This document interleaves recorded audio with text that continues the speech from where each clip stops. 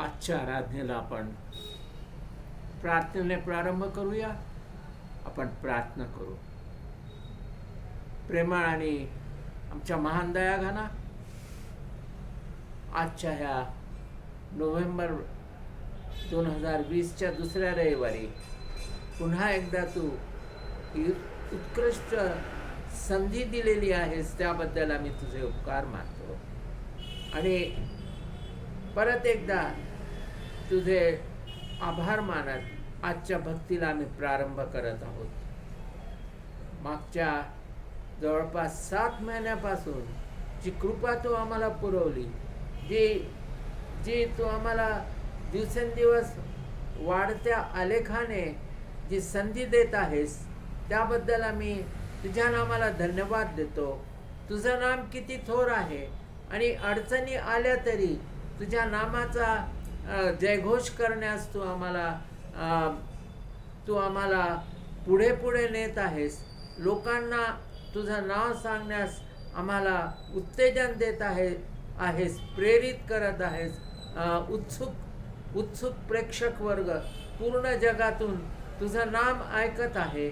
त्याबद्दल परत एकदा आम्ही तुझ्या नामाला गौरव आणि महिमा देतो. आणि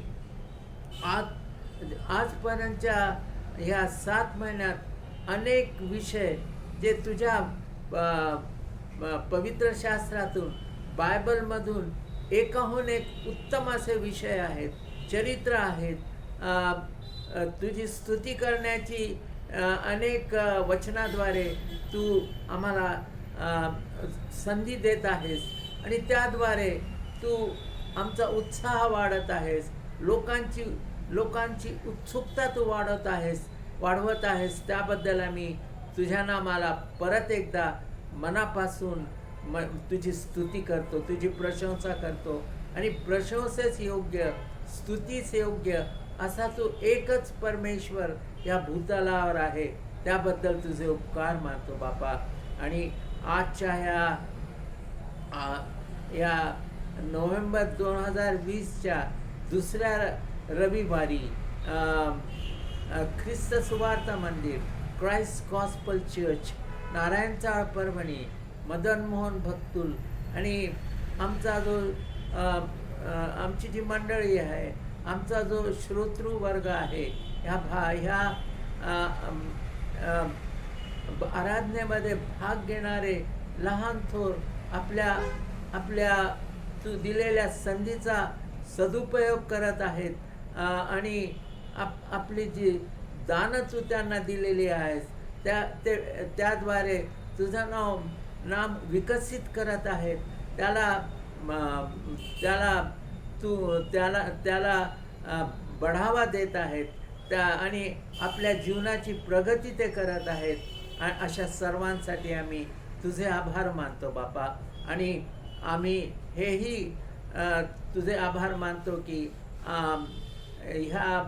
ह्या तुझ्या कृपेच्या काळात जी संधी तू आम्हाला दिलेली आहेस.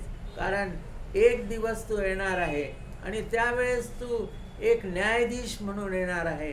आणि ह्या जगाने पाहिला नाही असा तो शिस्तीचा आणि अत्यंत कडक असा न्यायाधीश म्हणून तो येणार आहे. जो कृपेचा काळ आहे, जो तू मंदक्रोध म्हणून पूर्ण जगात ओळखला जातो, जो क्षमेचा असा परमेश्वर आणि त्याचा पुत्र प्रभू येशू ख्रिस्त, ह्या जगाला तशी ओळख आहे. पण दुसरं जेव्हा येणं होईल प्रभू येशू ख्रिस्ताचं, त्यावेळेस तो अत्यंत कडक असा न्यायाधीश, जो जगाने कधीच पाहिला नाही अशा रीतीने येणार आहे. लोक ओरडतील की होय प्रभू येशू ख्रिस्ता, आम्ही हे काम केलं, आम्ही अशी सेवा केली, आम्ही तशा प्रकारे लोकांना सामोरे गेलो. पण ज्यांनी खऱ्या अर्थाने, खऱ्या मनाने, खऱ्या हृदयाने तुझी सेवा केली, त्यांना तू जवळ घेणार आहेस. आणि ज्यांनी खोट्यापणाने अगदी ढोंग करत अशी सेवा केलेली आहे, त्यांना तू म्हणणार आहेस की मी तुम्हाला ओळखत नाही, तुम्ही कोण आहात हे आम्हाला माहीत नाही, पण ती स्थिती आमची होऊ नये आणि मनापासूनच आम्ही तुझं नाम घ्यावं आणि तुझ्या नामाची स्तुती करावी, असं तू होऊ दे बापा. आम्हाला तू सांभाळतोस त्याबद्दल आम्ही तुझे उपकार मानतो. संरक्षण देतोस, सुरक्षित ठेवतोस आणि हा जो अ, अ, करोना व्हायरसचा जो हा काळ आहे, त्या काळामध्ये तू अनेकांना त्या बाधित आजारापासून वाचवलेला आहेस आणि आम्हाला त्याची बाधा होऊ दिलेली नाहीस, त्याबद्दल आम्ही तुझ्या नामाला परत एकदा गौरव आणि महिमा देतो. आणि ह्यापुढे ह्या ह्या जगामध्ये जो पसरलेला हा व्हायरस आहे, तो आपल्या शक्तीने नाहीसा कर आणि जे हा जो आजार आहे तो पसरू देऊ नको, तो आटोक्यात आण आणि ती शक्ती तुझ्यामध्ये आहे आणि त्या शक्तीचा उपयोग तू आमच्या पाप्यांसाठी करणार आहेस. आम्ही पापी लोक आहोत, आम्ही आजपर्यंत अनेक पापं केलेली आहेत आणि तू क्षमाशील परमेश्वर आहे आणि तुझा पुत्र ज्याने वधस्तंभावर आपला प्राण दिला तोही तेवढाच क्षमाशील आहे. आणि म्हणून पहिला शब्द उद्गारला तेव्हा ह्यांची क्षमा कर, कारण हे लोक काय करतात हे त्यांना समजत नाही. आणि म्हणून आम्ही कळत न कळत जी पापं केलेली आहेत त्यांची क्षमा करणारा तू महान परमेश्वर आहे, त्याबद्दल परत एकदा तुझे आभार मानतो. आणि आजची भक्ती, आराधना, उपासना तुझ्या हातामध्ये देत, जो आमचा तारणारा तुझा एकुलता एक पुत्र प्रभू येशू ख्रिस्त याच्या महनीय, अद्वितीय आणि सर्वश्रेष्ठ नावाने मागतो म्हणून तू ऐक. आमेन.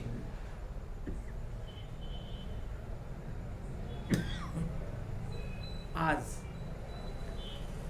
नोव्हेंबर 2020चा दुसरा शबात वार आहे आणि प्रत्येक वेळेस तू निरनिराळे विषय आम्हाला दिलेले आहेत, कारण हे पवित्र शास्त्र इतकं वास्ट आहे, इतकं विस्तारित आहे की त्याच्यातून आम्ही आयुष्यभर जरी बोललो तरी ते कमी पडणारं आहे. कारण ते जे तुझे शिष्य आहेत, तुझे संत आहेत, तुझे प्रेषित आहेत, त्यांना हे लिहिताना ते अशिक्षित होते, पण अशिक्षित असताना तू त्यांना ज्ञान दिलं, तू त्यांना स्वर्गीय भांडारातून हे ज्ञान तू पुरवलंस आणि त्यांनी प्रेरित होऊन हे पूर्ण पवित्र शास्त्र लिहिलेलं आहे. त्याबद्दल आम्ही तुझे आभार मानतो आणि अशीच कृपा तू आमच्यावर कर, कारण आम्ही अज्ञानी आहोत. जगाच्या दृष्टीने आम्ही पुष्कळ शिकलेले आहोत, पुष्कळ आम्ही शिक्षण घेतलेलं आहे, पुष्कळ पुस्तकं वाचलेली आहेत, पुष्कळ आम्ही ज्ञान प्राप्त केलेलं आहे, पण तुझ्या दृष्टीने आमचं हे ज्ञान अपुरं पडतं. म्हणून आम्हाला तुझ्या स्वर्गीय भांडारातून ते ज्ञान पुरव अशी नम्र प्रार्थना करतो. आणि आजच्या ह्या संदेशाला फक्त तुझ्या नामाला गौरव प्राप्त व्हावा, तुझं नाम उंचावलं जावं, ह्यासाठीच हा संदेश आम्ही सर्वांपर्यंत पोहोचवत आहोत. तू शक्ती दे आम्हाला, तुझी बुद्धी दे, तुझं ज्ञान आम्हाला दे आणि त्याद्वारे तुझं नाव ह्या जगामध्ये गाजवलं जावं अशी तू आम्हाला शक्ती दे, बळ दे, सामर्थ्य दे. आणि म्हणून आम्ही आजचा जो विषय आहे तो विषय आहे उपकार स्तुतीचे आम्ही व्यवस्थापक आहोत. उपकार स्तुती ही सर्वात मोठी गोष्ट जे विश्वासणारे आहेत त्यांच्यामध्ये ही सर्वात मोठी गोष्ट आहे. जर आम्ही एकमेकांचे आभार मानत नाहीत, ह्या जगामध्ये आमच्यासाठी कितीतरी जण आमच्या संकटात, आमच्या दुःखात, आमच्या आनंदात, आमच्या अडचणीत मदत करतात आणि आम्ही त्यांचे आभार मानतो, त्यांचे उपकार मानतो. तसंच तो आमच्या जीवनात केलेल्या प्रत्येक गोष्टीबद्दल जेव्हा आम्ही आभार मानतो तेव्हाच आमचं जीवन हे विश्वासणाऱ्याचं जीवन ठरतं. आणि म्हणून आज आपण पाहणार आहोत, आधार घेतलेला आहे आम्ही स्तोत्रसंहिता ह्याचा 118वा अध्याय आणि पहिल्या वचनापासून ते 18व्या वचनापर्यंत, आणि जे मुख्य वचन आहे 118 आणि पहिलं वचन. स्तोत्रसंहिता 118 आणि पहिलं वचन. आणि पुन्हा एकदा जे शीर्षक आहे, जो मथळा आहे, तो आपल्यासाठी त्याचा पुनरुच्चार करत आहे की उपकार स्तुतीचे आम्ही व्यवस्थापक आहोत, कारभारी आहोत.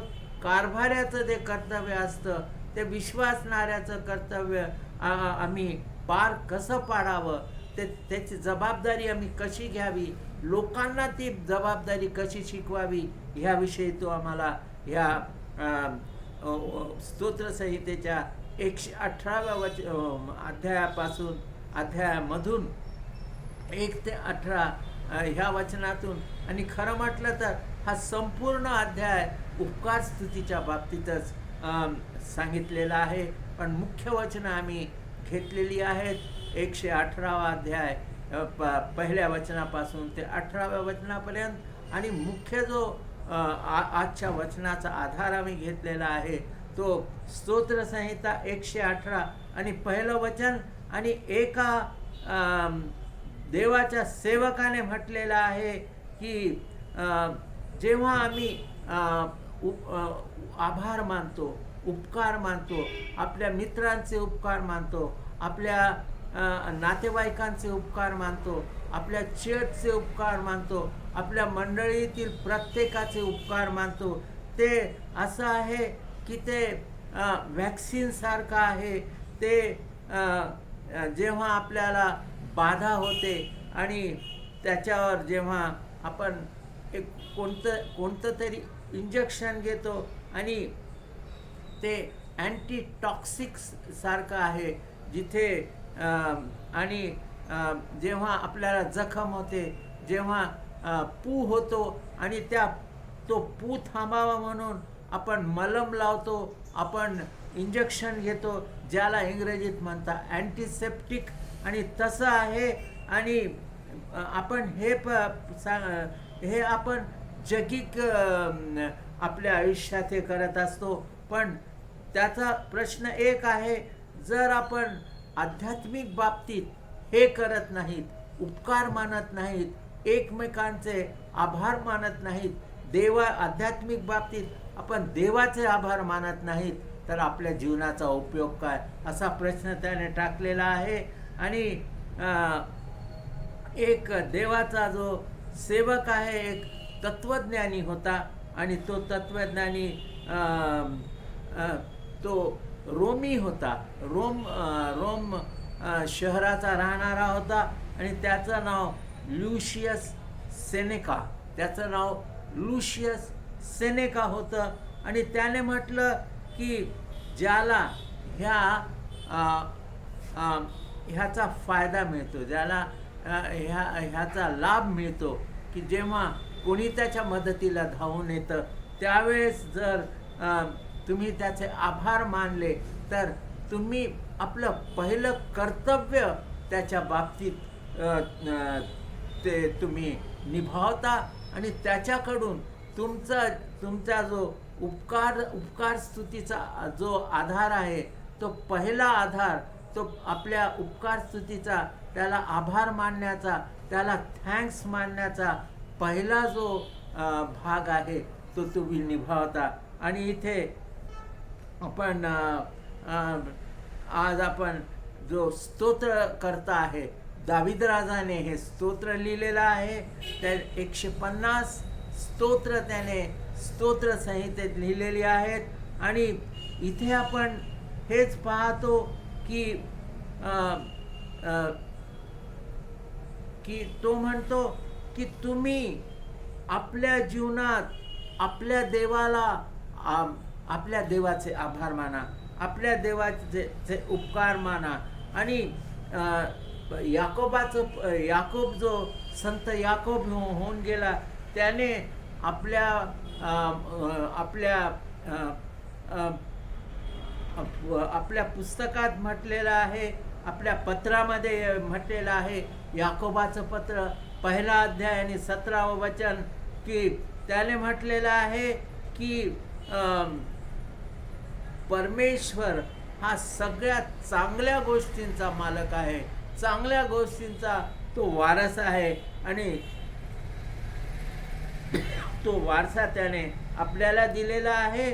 आणि इथे आपण हे पाहतो की तो म्हणतो की तुम्ही ह्या सर्व गोष्टी देवाकडून प्राप्त करता.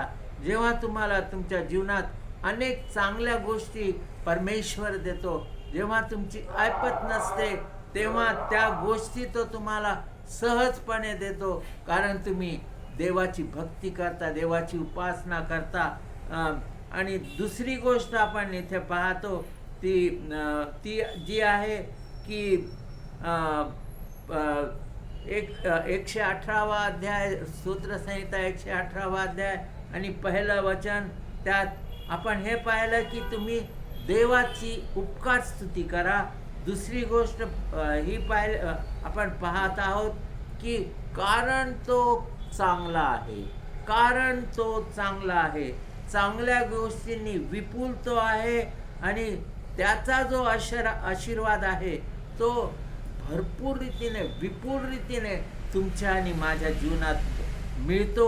आणि तो अगदी सहजतेने, नैसर्गिकपणे तो आपण मागतो त्या गोष्टी तर पुरवतो, आपण न मागितलेल्या गोष्टी तो सुद्धा तो पुरवतो. आणि इथे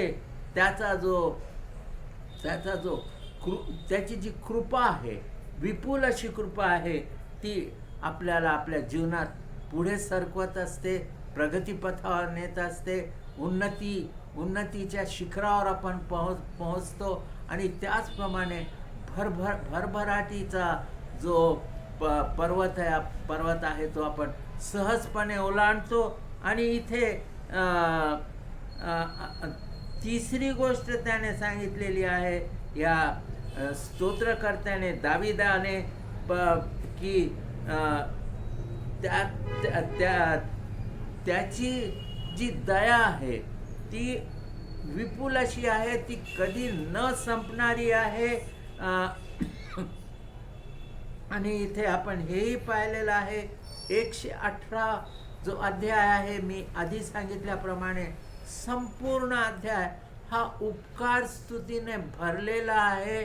आपण आणि म्हणून हा जो अध्याय आपण आज निवडलेला आहे तो उपकार स्तुतीचा अध्याय आहे. आणि आपण हेही पाहतो की उपकार स्तुती म्हणजे काय. इथे उपकार स्तुती म्हणजे देवाने केलेल्या आभाराची, उपकार स्तुतीची रास जी आपल्या डोक्यावर ठेवलेली आहे, ती कृपा आपल्यावर आहे. आणि ही कृपा तुम्हाला एक बक्षीस, तुम्हाला त्याने त्याबद्दल काहीही मागितलेलं नाही, तुमचं सोनं मागितलं नाही, तुमची चांदी मागितली नाही, तुमची स्थावर संपत्ती मागितली नाही, तुम्हाला तुमची घरदारं मागितली नाही, पैसा अडका मागितला नाही, पण अगदी मोफत रीतीने तुम्हाला दिलेली आहे. ज्याप्रमाणे पुष्कळशा देणग्या तुम्हाला कधी आईवडिलांकडून मिळतात, कधी तुमच्या नातेवाईकांकडून मिळतात, कधी तुमच्या मित्रांकडून मिळतात. आणि एक तर तुम्ही त्याचा स्वीकार करू शकता किंवा त्याकडे दुर्लक्ष करू शकता. दोन गोष्टी, एक तर तुम्ही स्वीकार करू शकता किंवा त्या गोष्टींकडे दुर्लक्ष करू शकता. आणि त्याचप्रमाणे ह्या ज्या उपकार स्तुतीचा जो उपकार स्तुतीची भेट जी आहे, जे बक्षीस जे आहे, ते जे इनाम आहे, ते ते त्या ते त्याचे व्यवस्थापक आपण आहोत, आपण त्याचे कारभारी आहोत.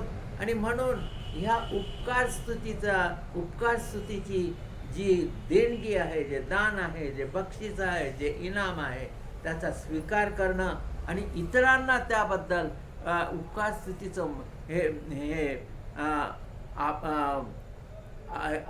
आभार मानण्याचं जे काम आहे, ते इतरांनाही शिकवणं हे आपलं कर्तव्य आहे, असं तो दावीद राजा म्हणतो. आणि 3 मुद्दे आज आपण शिकणार आहोत, अत्यंत महत्त्वाचे असे उपकार स्तुतीचे हे 3 मुद्दे आहेत. आणि पहिला जो मुद्दा आहे, जेव्हा आपण उपकार स्तुती करतो तेव्हा ती कायम असली पाहिजे, त्याच्यात अखंडपणे आपण उपकार स्तुती केली पाहिजे, त्यामध्ये खंड न पडलेला पाहिजे. आणि आपण त्यापासून परावृत्त होऊ नये, असं दावीद राजा म्हणतो.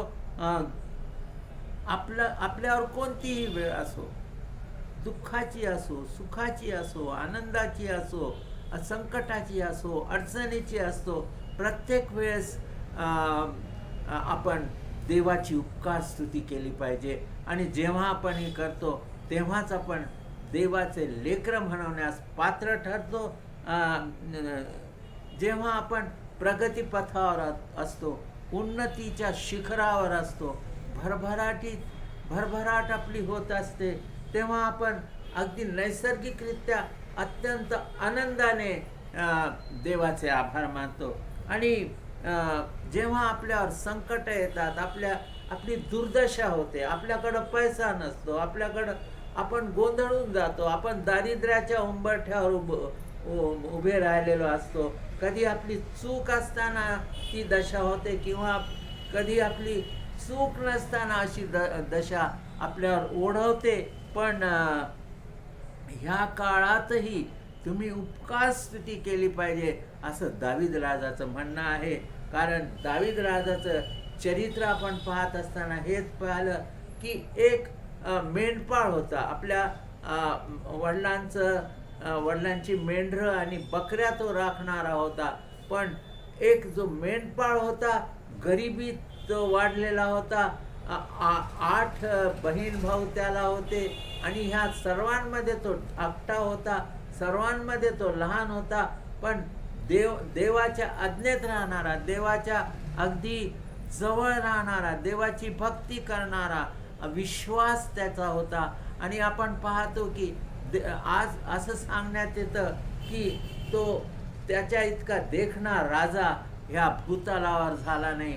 आणि त्याच्या म्हणजे मेंढपाळ असताना, अगदी गरीब असताना देवाच्या चरणी तो नम्र झाला, आणि देवाने त्याला अशा उच्च शिखरावर पोहोचवलं की असं म्हणतात की त्याच्यासारखा श्रीमंत राजा आजपर्यंत पृथ्वी तलावर झाला नाही.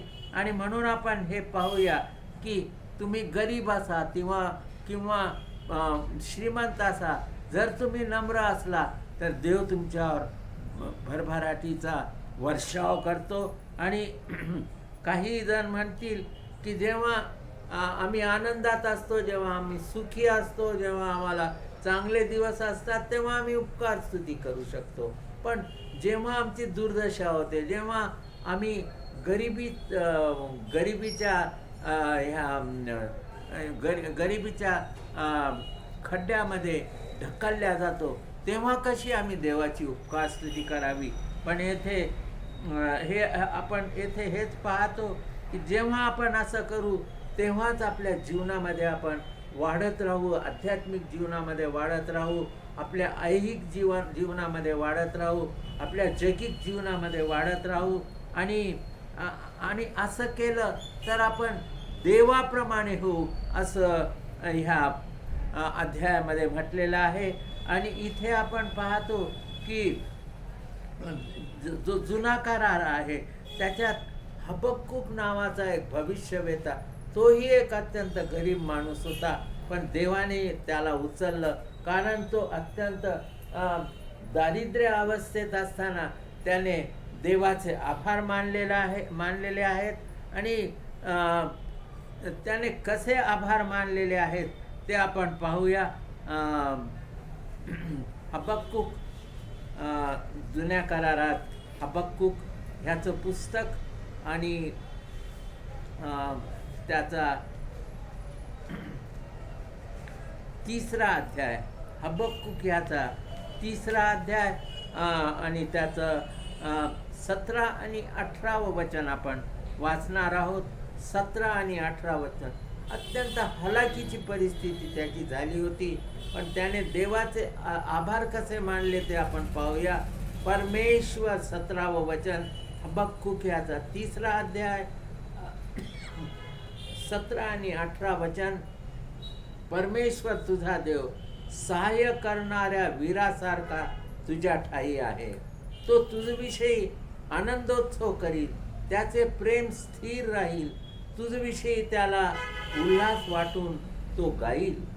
जे लोक, 18वं वचन, जे तुझे लोक सणाच्या मेळ्याची आठवण करून रडतात, त्यास मी एकत्र मिळवीन. त्यावर निंदेचा भार पडला आहे. काय म्हटलेलं आहे 17व्या वचनात, की सहाय्य करणाऱ्या वीराप्रमाणे तुझ्या ठाई परमेश्वर उभा आहे आणि तो तुझविषयी पडत्या काळात सुद्धा आनंदोत्सव करेल आणि तुझ्या जीवनात तो आनंदोत्सव आणील, असं ह्या हबक्कुक भविष्यवेत्ता हबक्कुक याने म्हटलेलं आहे. अत्यंत कठीण परिस्थितीत त्याचं जीवन होतं, पण तरीही त्याने देवाची भक्ती करणे, देवाची उपकार स्तुती करणे ह्याच्यात तो कमी पडला नाही. आणि 30 वर्ष एक युद्ध चाललेलं होतं, 30 वर्ष. आणि ते जेव्हा त्याची समाप्ती झाली, घोषणा झाली की हे 30 वर्ष चाललेलं युद्ध हे आता संपलेलं आहे, ती घोषणा झाली. आणि एका महान गीतकर्त्याने असं म्हटलेलं आहे की हे देवा, आता आम्ही तुझे उपकार मानतो, हे देवा, आता आम्ही तुझे आभार मानतो. आणि ती आभार मानण्याची वृत्ती जर असली, आपली असली, तो स्वभाव जर आपला असला आणि नेहमी कोणत्याही परिस्थितीत जर आपण उपकार स्तुती केली, तर खरोखरच परमेश्वर आपल्याला त्या संकटाच्या अडचणीतून, संकटाच्या खोऱ्यातून बाहेर काढणारा महान परमेश्वर आहे. आणि एक असा आजार होता, प्लेगचा आजार होता, आणि त्या प्लेगच्या आजारामध्ये एवढे लोक मरण पावले की ज्याची गणती करता येणार नाही. आणि प्रत्येक घरातून किमान एक व्यक्ती त्या घरातून मरण पावलेली होती. पण त्या लोकांनी कधीही परमेश्वराची स्तुती करण्याची, उपकार मानण्याची संधी दवडली नाही. आणि अशा कठीण परिस्थितीत सुद्धा जेव्हा आपण दुःखात असतो, जेव्हा आपल्या घरी दुःख होतं, जेव्हा आपल्या घरामध्ये कोणी आपली अत्यंत लाडकी व्यक्ती देवाघरी जाते, तेव्हा आपण अत्यंत दुःखात असतो. आणि ते अगदी नैसर्गिक आहे. पण त्याही वेळेस जर देवाची आपण स्तुती केली, तर देव आपल्याला त्या दुःखातून बाहेर काढणारा एक समर्थ असा सामर्थ्यशाली परमेश्वर आहे. आणि जेव्हा आपल्या मनामध्ये शंका येतात, असं माझ्यावर का आलं, मी तर देवाची एवढी भक्ती करतो, मी देवाची एवढी प्रार्थना करतो, मी तर कोणाला त्रास दिला नाही, मी कोणाला निराश केलेला नाही, पण अशी परिस्थिती माझ्यावर का आली. आपण देवाला प्रश्न विचारतो, देवाला दोष देतो. पण ह्याच्यामध्ये जर आपण उपकार स्तुती केली, ह्याच्यामध्ये जर आपण देवाचे आभार मानले, तर त्या आपल्या शंका ज्या आहेत तो देव दूर करतो, त्या शंकापासून आपली सुटका करतो. आणि असं आपण पाहूया की कितीही तुमच्या जीवनामध्ये असा काळोखाचा दिवस आला किंवा तुमच्या जीवनामध्ये असे दुःखाचे ढग वावरत असले, तुमच्या जीवनामध्ये एकामागून एक दुःखाचे प्रसंग आले आणि त्यामध्ये जर तुम्ही देवाने दिलेलं अभिवचन तुम्हाला दिलेलं आहे की मी तुमच्या प्रत्येक दुःखामध्ये मी तुमच्या बरोबर आहे, तुमच्या दुःखामध्ये मी तुमच्या बरोबर आहे, मी तुमच्या दुःखामध्ये रडतो, तुमच्या दुःखामध्ये मी तरीही तुम्ही उपकार स्तुती केली पाहिजे असं स्तोत्रकर्ता ह्या 118व्या अध्यायामध्ये म्हणत आहे. आपण पाहिलं की इथे आपण पाहिलं की आपण जी उपकार स्तुती आहे ती अखंडपणे केली पाहिजे, त्यामध्ये खंड पडला नाही पाहिजे. आणि दुसरा जो मुद्दा आहे त्यामध्ये आपण देवाची उपकार स्तुती करत असताना प्रत्येक गोष्टीमध्ये त्याची साक्ष झाली पाहिजे. त्याला आपण नेहमी एक प्रकारचा निर्णय जो घेतो तो देवाच्या स्तुतीसाठीच घेतला पाहिजे. आपण